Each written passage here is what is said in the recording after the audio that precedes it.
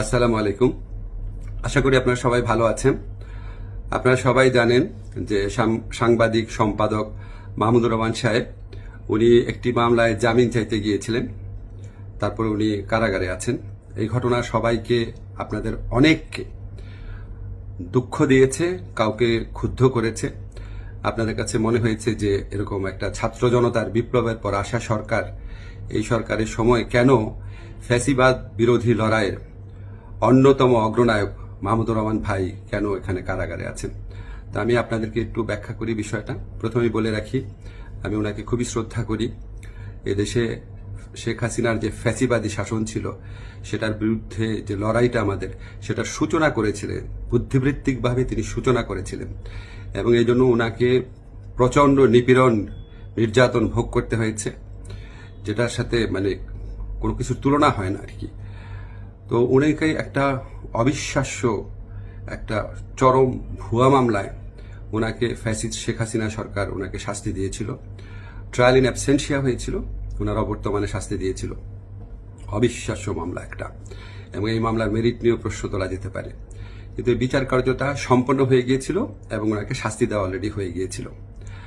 তো উনি যখন এখানে আপনার বাংলাদেশে আসলেন, আসার আগে কিছুদিন আগে ওনার স্ত্রী, আমাদের শ্রদ্ধেয় ভাবি, ওনার বিরুদ্ধেও একটা অত্যন্ত অগ্রহণযোগ্য ভিত্তিহীন মামলা করা হয়েছিল। তো উনি সেই মামলাতে সাজা স্থগিত করে আপিল করার জন্য আবেদন করেছিলেন। এই আবেদন কিন্তু আইন মন্ত্রণালয় অর্থাৎ আমার কাছে আসে না, এটা যায় স্বরাষ্ট্র মন্ত্রণালয়ের কাছে। স্বরাষ্ট্র মন্ত্রণালয় যখন আমাদের অভিমত চেয়েছে, আমরা ইতিবাচকভাবে এটা দেখার জন্য জোর সুপারিশ করেছি। আমাদের এই সুপারিশের ভিত্তিতে মাহমুদুর রহমান ভাইয়ের স্ত্রীর সাজা স্থগিত করে ওনাকে আপিল করার সুযোগ দেওয়া হয়। মাহমুদুর রহমান ভাই যেই মামলায় শাস্তি পেয়ে আজকে জেলে আছেন, এক্স্যাক্টলি এই মামলায় আরেকজন বরেণ্য সাংবাদিক শফিক রহমান, উনারও সাজা হয়েছিল। উনি ঠিক একইভাবে মাহমুদুর রহমান সাহেবের যে স্ত্রী আছে, উনি যেমন আবেদন করেছিলেন যে সাজা স্থগিত রেখে আপিল করার জন্য, উনি একইভাবে সেই আবেদন করেছিলেন। আমাদের আইন মন্ত্রণালয়ের মতামতের ভিত্তিতে শফিক রহমান সাহেবেরও সাজা স্থগিত করে ওনাকে মুক্ত মানুষ হিসাবে আপিল করার জন্য যে ওনার যে আবেদনটা ছিল সেটা অ্যাপ্রুভ করা হয়। মাহমুদুর রহমান ভাই এটা করেন নাই। আপনারা সবাই জানেন উনার অত্যন্ত স্ট্রং আত্মসম্মান বোধ, উনি খুব দৃঢ়চেতা মানুষ, খুবই দৃঢ়চেতা মানুষ, প্রচণ্ড দেশপ্রেমিক মানুষ। হয়তো উনার এই সমস্ত ব্যক্তিত্বের কারণে উনি মনে করেছেন উনি কোনো সাজা স্থগিতের আবেদন করবেন না, বা হয়তো যে কোনো কারণে হোক, আমি জানি না, উনি সাজা স্থগিত রেখে মুক্ত মানুষ হিসাবে আপিল করার কোনো আবেদন করেন নাই। ফলে এটা করার কোনো রকম স্কোপ কোনো মন্ত্রণালয়ের, কোনো সরকারের ছিল না।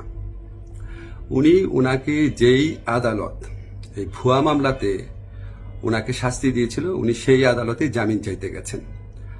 আমাদের ফৌজদারি কার্যবিধিতে আছে, যদি কোনো আদালত কাউকে 1 বছরের বেশি শাস্তি দেয়, ফৌজদারি মামলায় যদি 1 বছরের বেশি শাস্তি দেয়, তাহলে সেই আদালত দোষী সাব্যস্ত ব্যক্তিকে জামিন দিতে পারবে না, জাস্ট পারবে না, কোনো স্কোপ নাই। কিন্তু তার চেয়ে যে বড় আদালত, অর্থাৎ মহানগর দায়রা জজের আদালত, সেখানে যদি পরে আবেদন করা হয়, তাহলে সেই আদালত জামিন দিতে পারবে।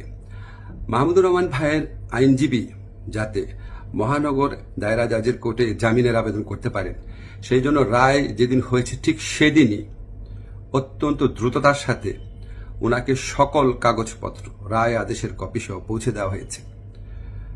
আজকে আমি যখন আপনাদের সাথে কথা বলছি, আজকে হচ্ছে বুধবার, উনি যে কোনো কারণেই হোক উনি জামিনের আবেদন এখনো করেন নাই।